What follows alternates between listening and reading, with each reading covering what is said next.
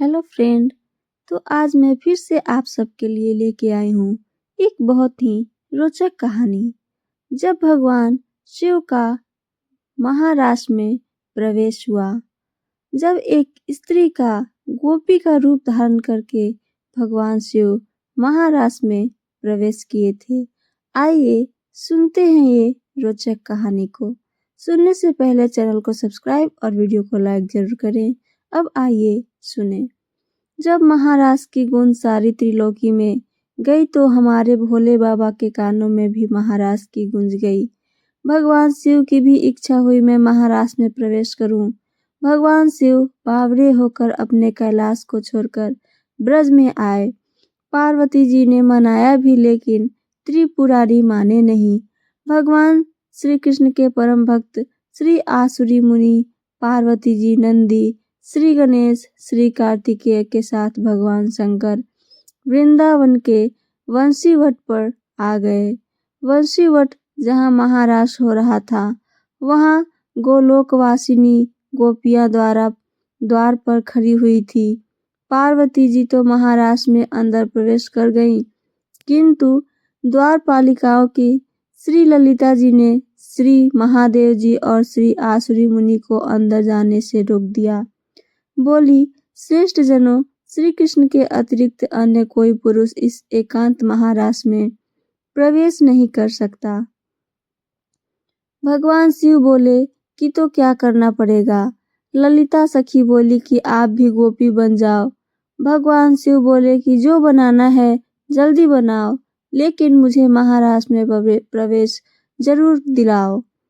भगवान शिव को गोपी बनाया जा रहा है। मानसरोवर में स्नान कर गोपी का रूप धारण किया।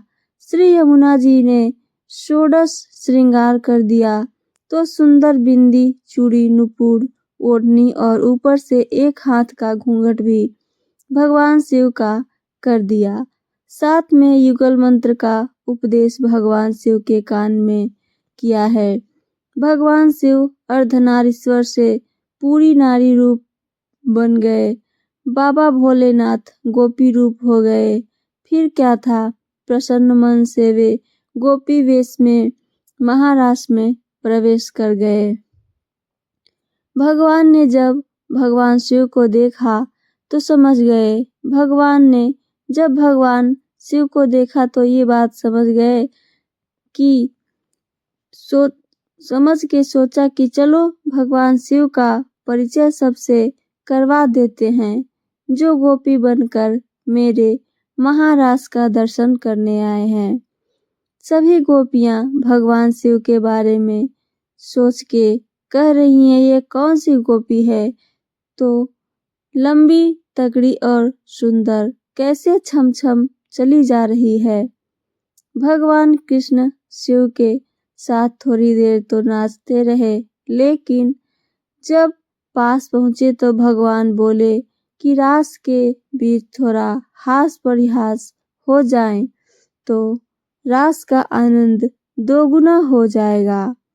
भगवान बोले कि अरे गोपियों, तुम मेरे साथ कितनी देर से नृत्य कर रही हो, लेकिन मैंने तुम्हारा चेहरा देखा ही नहीं है, क्योंकि कुछ गोपियां घूंघट में भी हैं। गोपियां बोली कि प्यारे, आपसे क्या छुपा है, आप देख लो हमारा चेहरा। लेकिन जब भगवान शंकर ने सुना तो भगवान शंकर बोले कि ये कन्हैया को रास के बीच में क्या सूझा। अच्छा भला रास चल रहा था, मुख देखने की क्या जरूरत थी। ऐसे में सोच रहे थे कि आज कन्हैया फजती पर ही तुला है। भगवान कृष्ण बोले कि गोपियों, तुम सब लाइन लगाकर खड़ी हो जाओ और मैं सबका नंबर से दर्शन करूंगा। भगवान शिव बोले, अब तो काम बन गया, लाखों करोड़ों गोपियां हैं, मैं सबसे अंत में जाकर खड़ा हो जाऊंगा।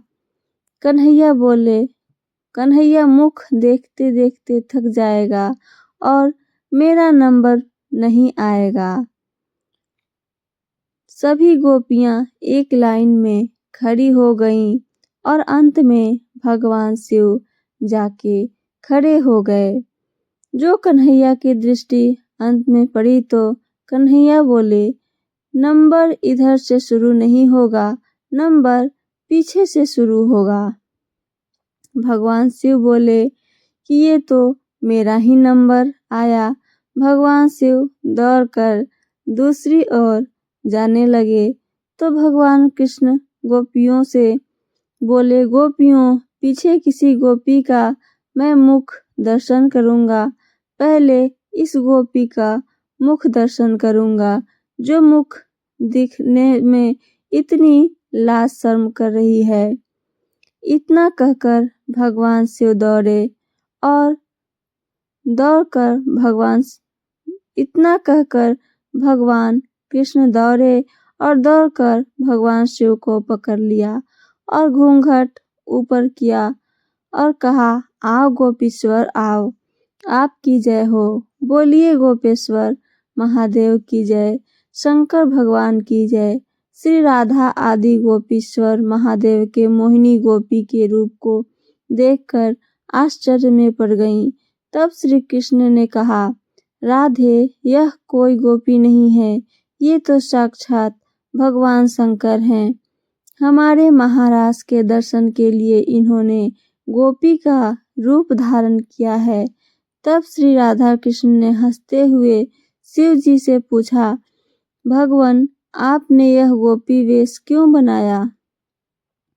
भगवान शंकर बोले, प्रभु, आपकी यह दिव्य रसमयी प्रेम लीला महाराज देखने के लिए गोपी रूप धारण किया है।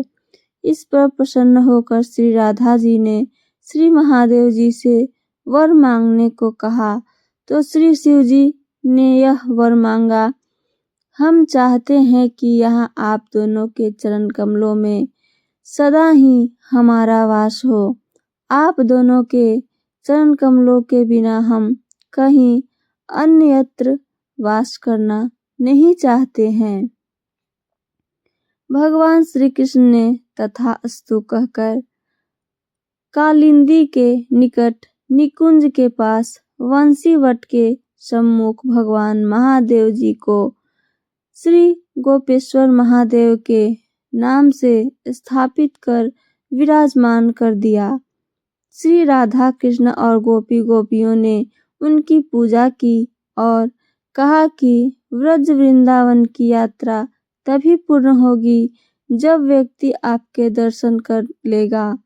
आपके दर्शन किए बिना यात्रा अधूरी रहेगी। भगवान शंकर वृंदावन में आज भी गोपेश्वर महादेव के रूप में विराजमान है और भक्तों को अपने दिव्य गोपी वेश में दर्शन दे रहे हैं। गर्भगृह के बाहर पार्वती जी, श्री गणेश, श्री नंदी विराजमान हैं। आज भी संध्या के समय भगवान का गोपी वेश में दिव्य श्रृंगार होता है। इसके बाद सुंदर महारास हुआ है। भगवान कृष्ण ने कथक नृत्य किया है और भगवान शिव ने तांडव, जिसका वर्णन अगर माँ सरस्वती भी करना चाहे तो नहीं कर सकती हैं। खूब आनंद आया है।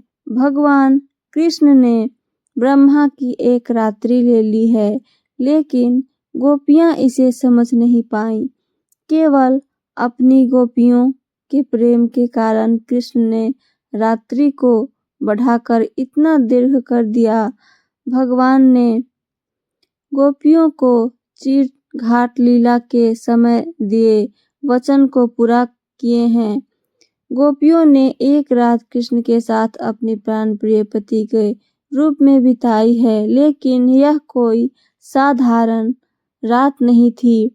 ब्रह्मा की रात्रि थी और लाखों वर्ष तक चलती रही। आज भी वृंदावन में निधिवन में प्रतिदिन भगवान कृष्ण रास करते हैं। कृष्ण के लिए सब कुछ करना संभव है क्योंकि वो भगवान है। इस प्रकार भगवान ने महारास लीला को किया है। सुखदेव जी महाराज परीक्षित से कहते हैं, राजन, जो इस कथा को सुनता है उसे भगवान के रसमय स्वरूप का दर्शन होता है। उसके अंदर से काम हटकर श्याम के प्रति प्रेम जागृत होता है और उसका हृदय रोग भी ठीक होता है। तो ये थी दोस्तों मेरी आज की कहानी। मेरी कहानी आप सबको पसंद आई हो तो चैनल को सब्सक्राइब और वीडियो को लाइक, साथ साथ अपना कमेंट करना ना भूलें। सुनने के लिए धन्यवाद दोस्तों।